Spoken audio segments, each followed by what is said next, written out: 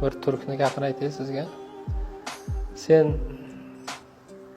orzungdagi oilangni qurib, orzungdagi uyingni olib, mazza qilib yashab, peshoh namozingni o'qib, hajlarga borib kelib, jannatning biletini qo'lingda olgandek agar omonatingni topshirsang-u, lekin qiyomat bo'lib Alloh taolo seni agar do'zaxga tashlasa, hech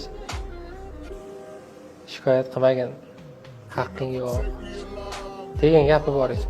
Nimaga desangiz, sening shunchalik qobiliyating bor edi, shunchalik farosating bor edi. Boshqalar o'qimagan o'qishlarda o'qiding. Boshqalar ko'rmagan imkoniyatlarni ko'rding. Boshqalarga ochilmagan eshiklar senga ochilgandi. Lekin sen faqatgina o'zingni o'ylading, xudbinlik qilding, egoistlik qilding. Faqat o'zingagina yaxshi bo'lsin deb chekkaga chiqding. Vaholanki, sen yashab turgan paytda qanchadan qancha odamlar qiyinchilikda, nochorlikda yashadi. O'shalar uchun ham javob berasan degan gapni ko'p eshitdim.